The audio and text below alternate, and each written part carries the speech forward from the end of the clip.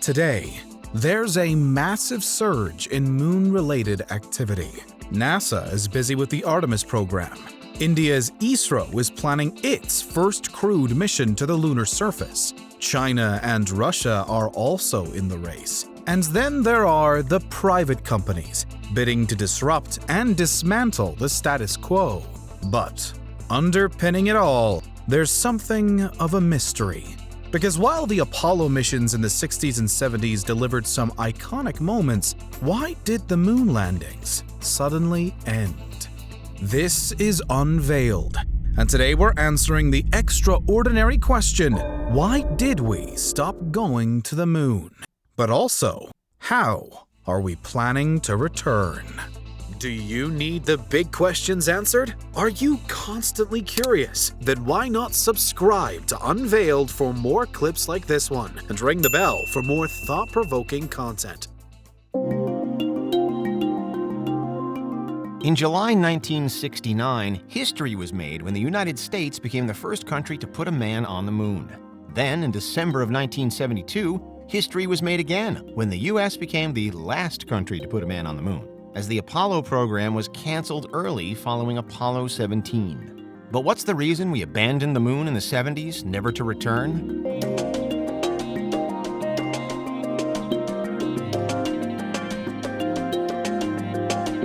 The most immediate and most understandable reason we've not yet gone back to the moon since the early 70s is that the United States government slashed NASA's federal budget, rendering the agency unable to carry out expensive, dangerous space missions.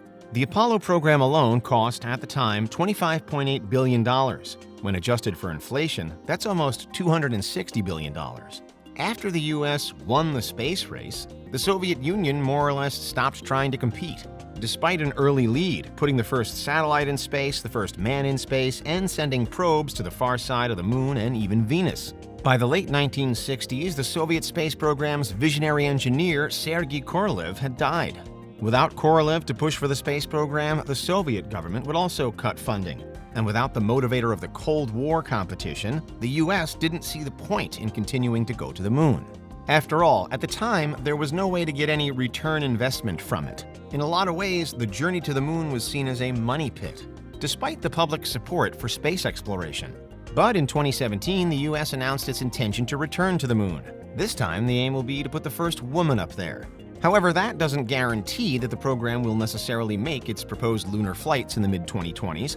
After all, there already was a lunar return project in the 2000s called Constellation.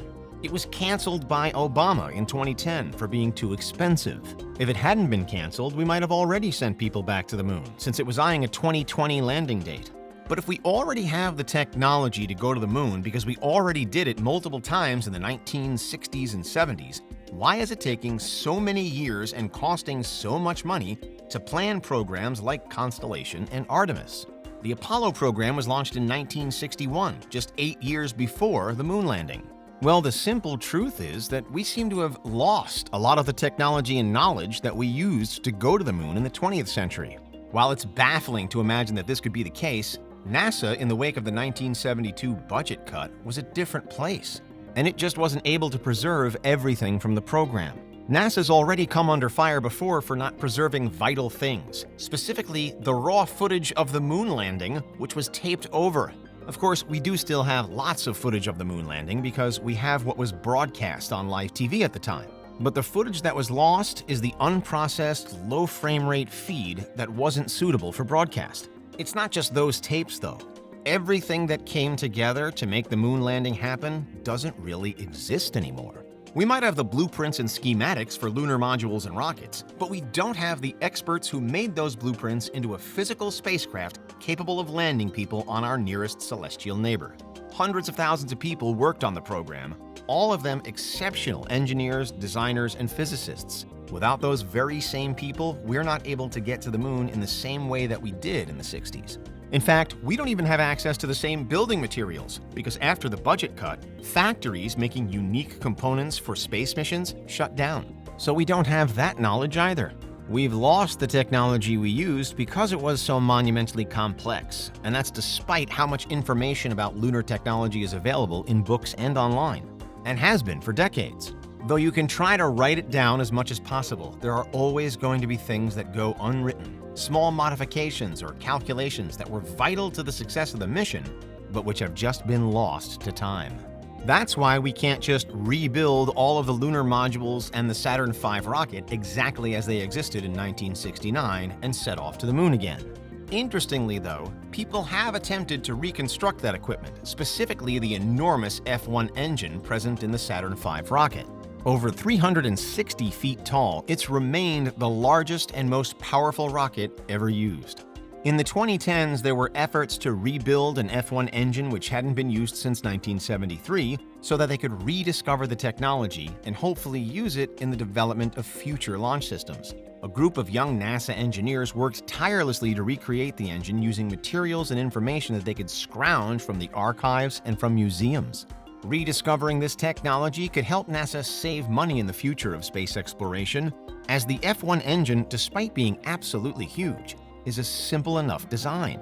But it was still an extremely difficult task to pull off, even with a component belonging to the Saturn V, one of the most famous launch vehicles in the world and possibly the most integral to human space exploration. There are yet other reasons not only why we can't use the technology recycled from Apollo, but why it's probably better that we don't. In the 21st century, there's a huge focus on sustainability and the environment.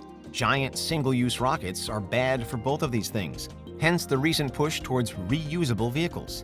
Where reusable vehicles are concerned, SpaceX has the lead with the Falcon 9, and other private companies, including Virgin and Blue Origin, are working on various modules and components that will be good for multiple uses. NASA is doing the exact same thing and wants reusable components for Artemis.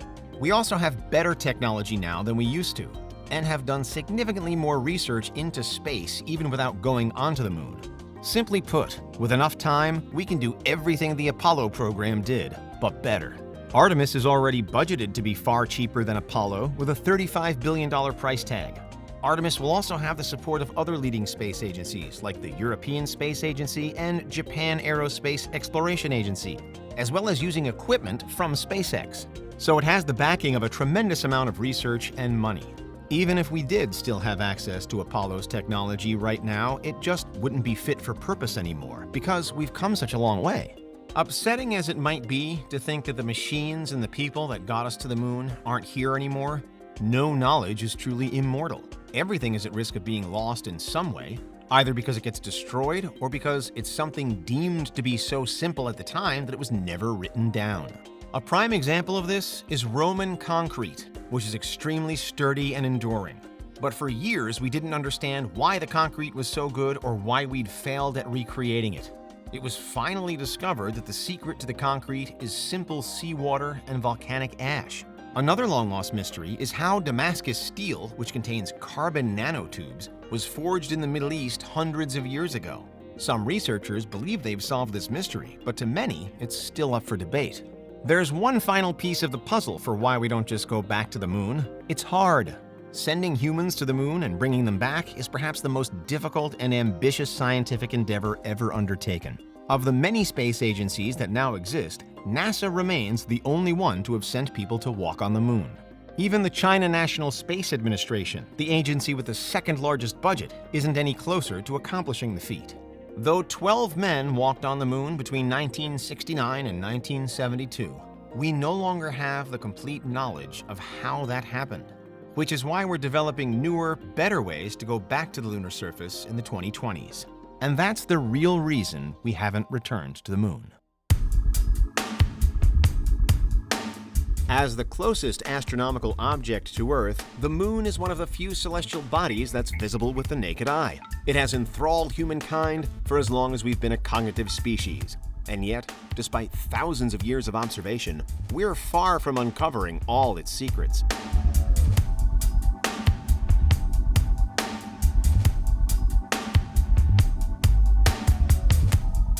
Formed out of a collection of space debris, most likely created by a collision between Earth and a protoplanet some 4.5 billion years ago. The moon, like the Earth, has been subject to a bombardment of asteroid and meteorite crashes throughout its lifetime. Unlike the Earth, however, which has processes such as erosion, plate tectonics, and volcanism to continually refresh itself, The Moon has no way of repairing its many collision sites. It's effectively frozen in time, and the craters we see on its face today are the remnants of a tumultuous past dating back billions of years.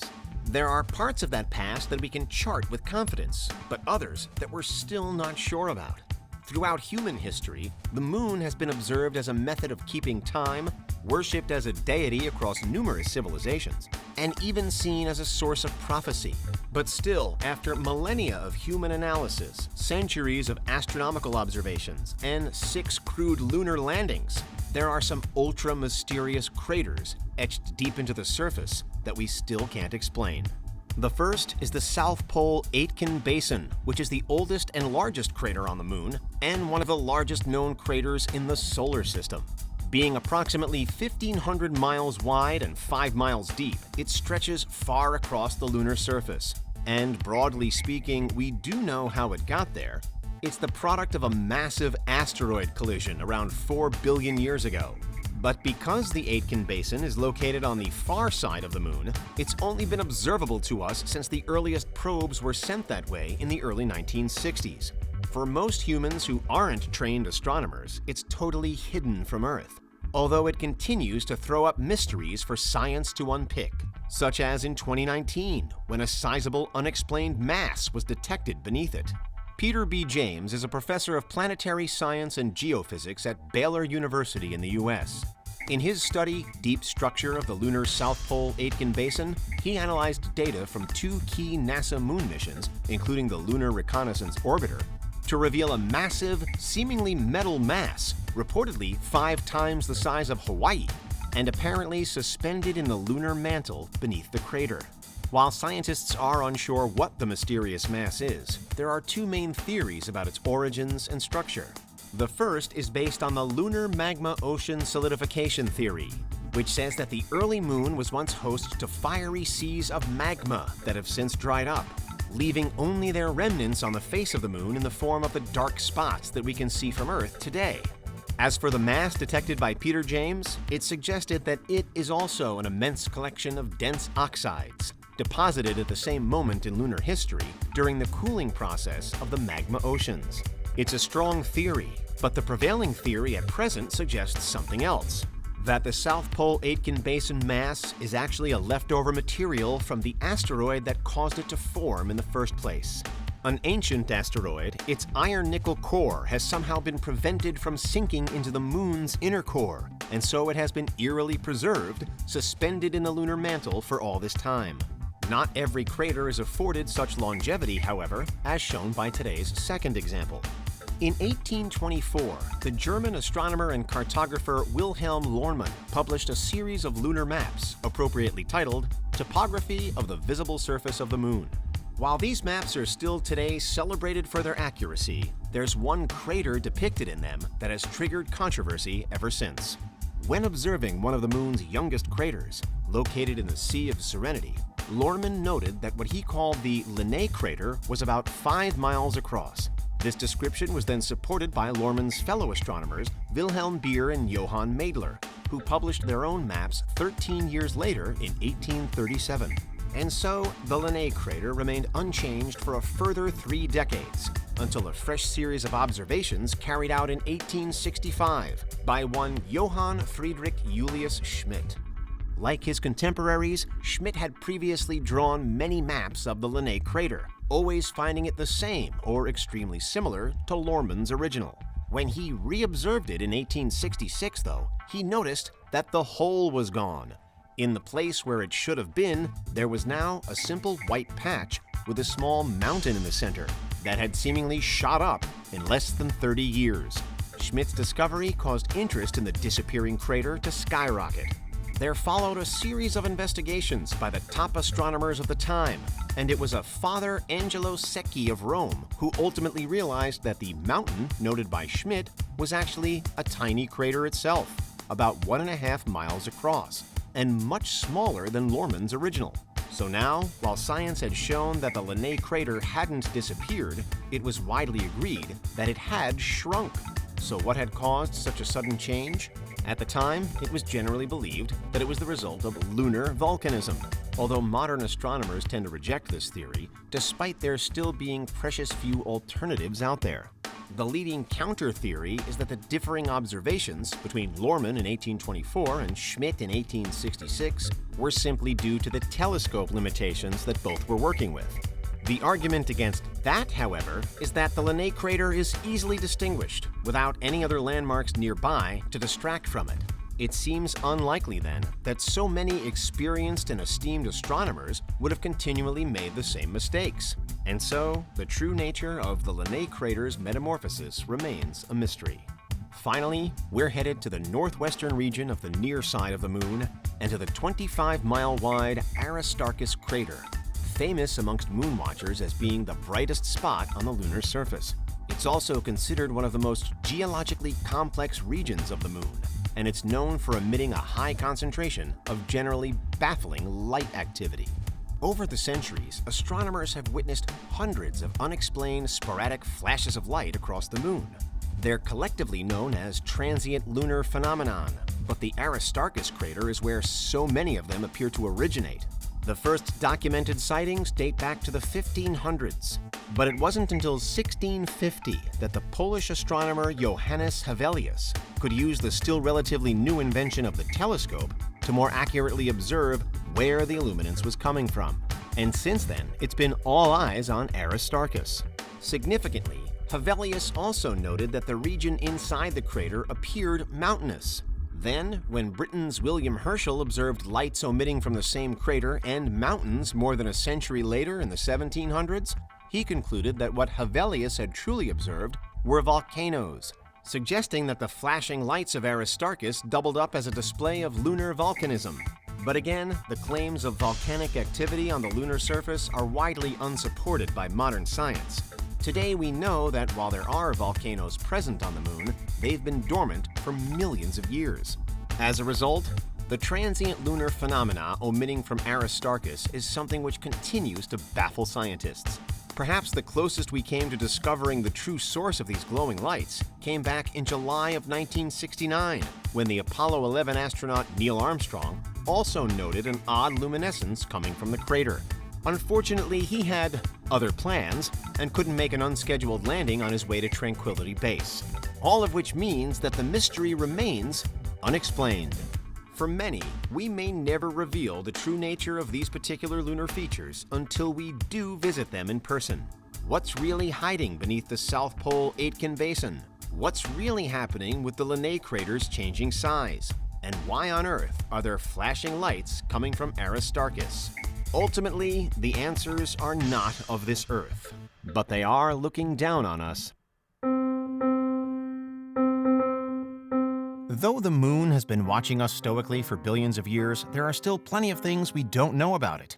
We don't really know for sure how it formed, where it came from, and we especially know very little about its dark side. What mysteries are waiting to be solved on this hidden hemisphere?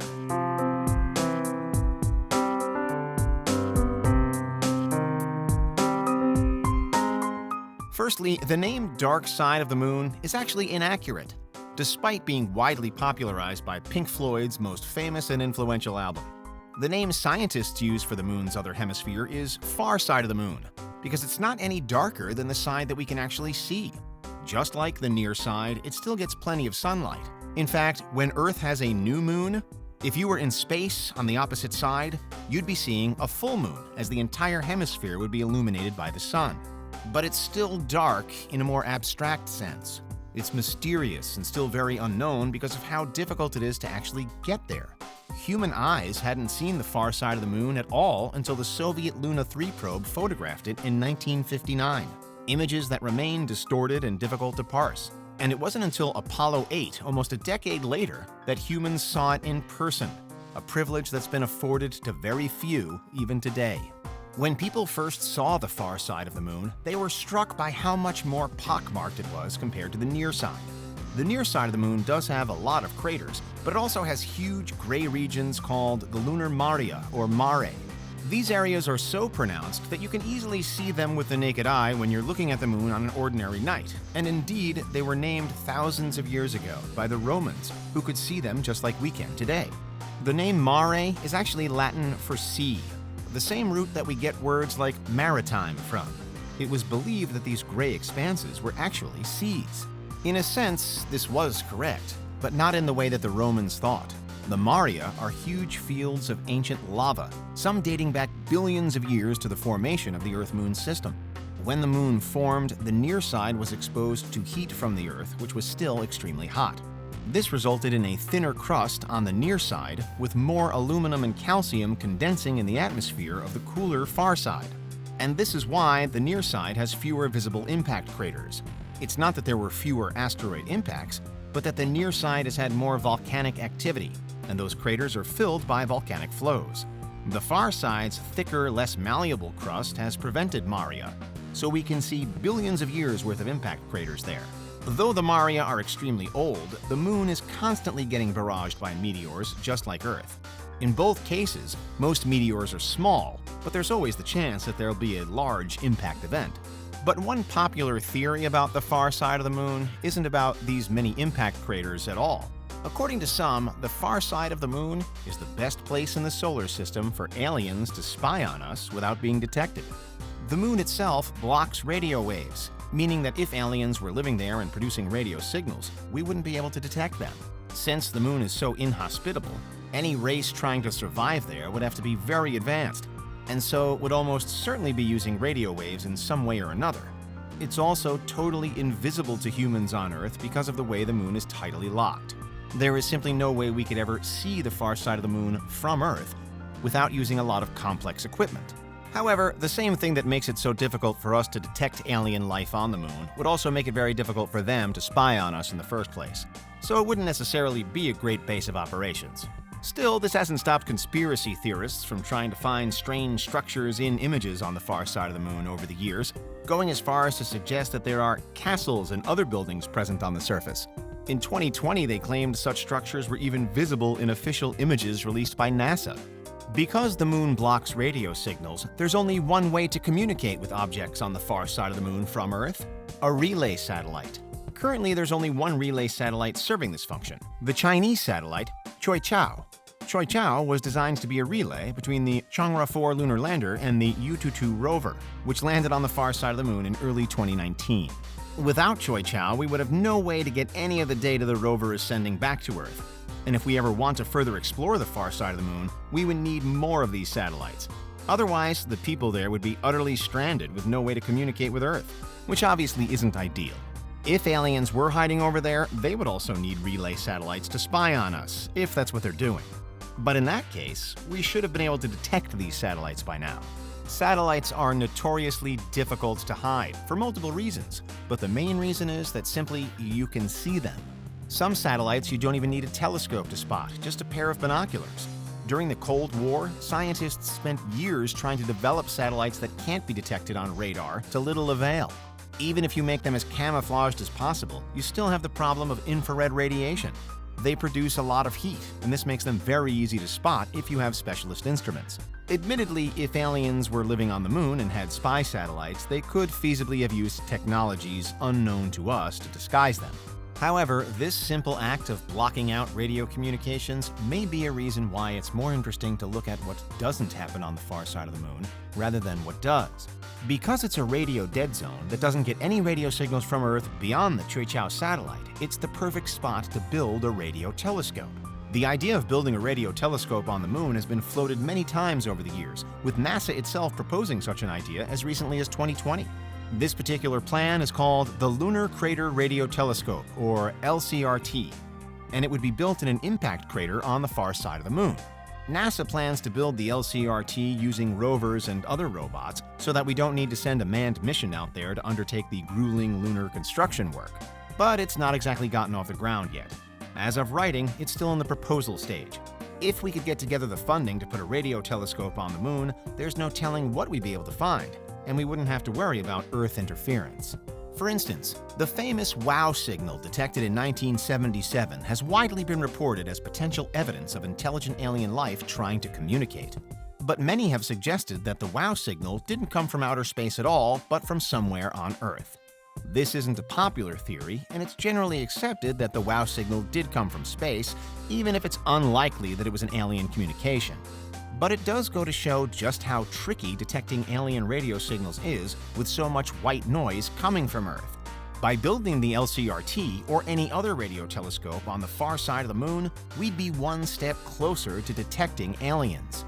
The moon's potential as an alien detector is one big reason why the SETI Institute actually advocates against sending missions to the far side of the moon.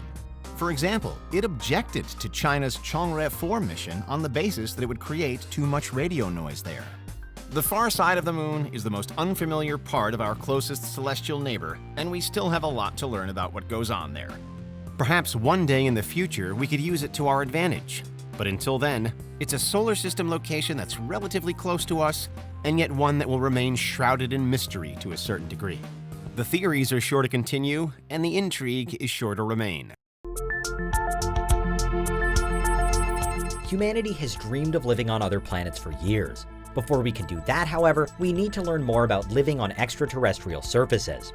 Our neighbor satellite, the Moon, seems the perfect place to practice. Science fiction often portrays moon bases as massive dome structures and settlements teeming with aliens, but what would it actually be like?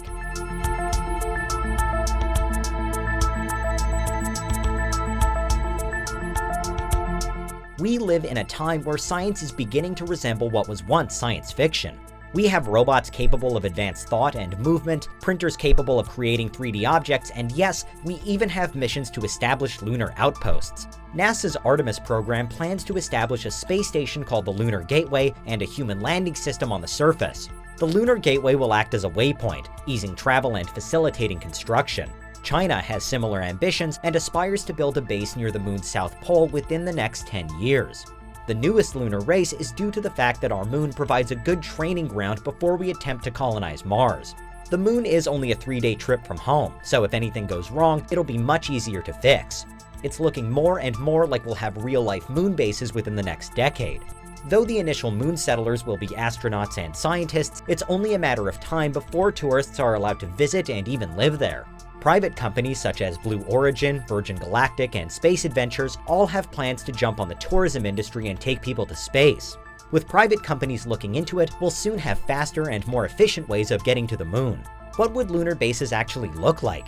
Any base will have to be layered for protection, as the moon's surface offers a variety of challenges. Temperature, radiation, and potential meteorite impacts are all constant threats that could spell ruin.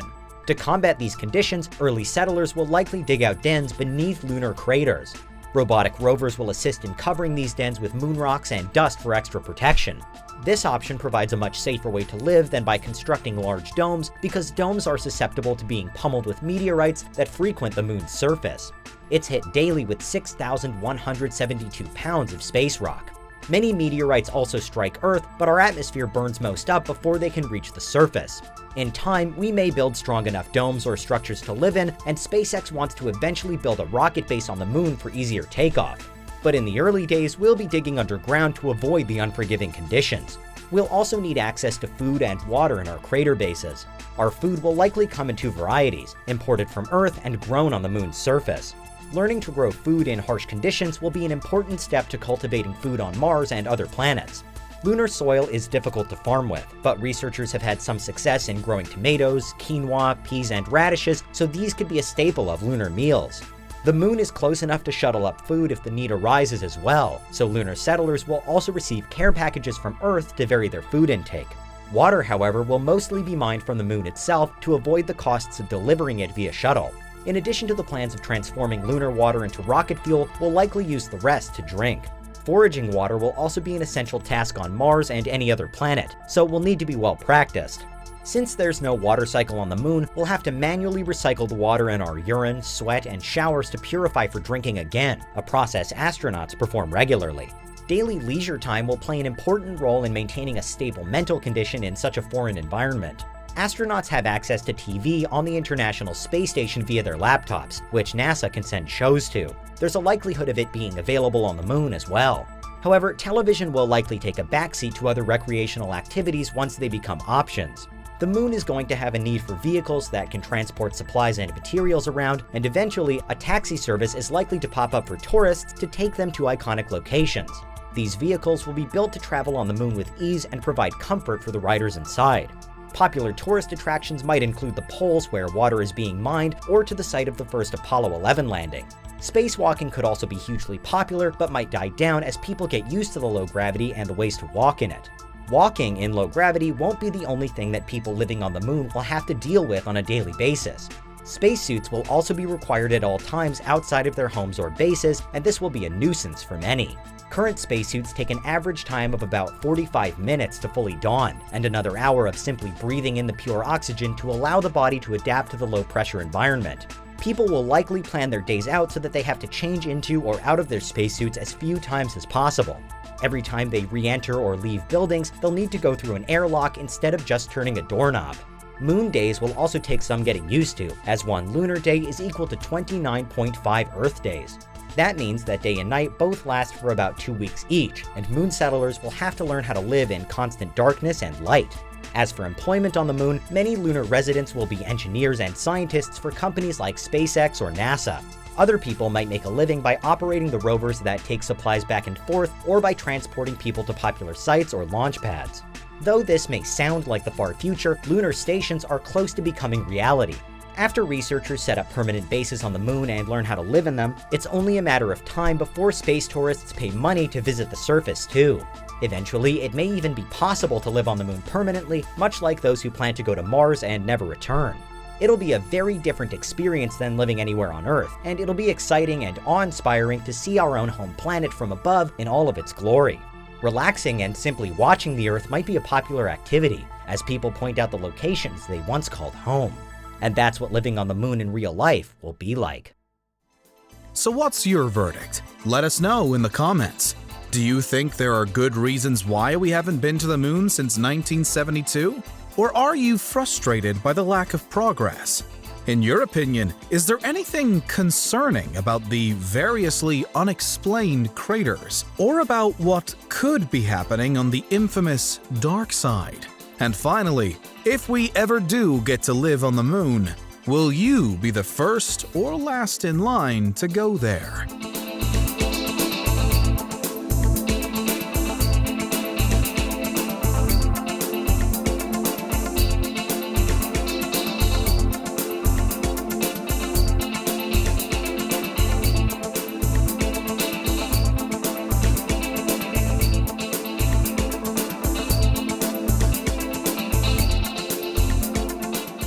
Because for now, that's why we stopped going to the moon, but also how we should soon be returning.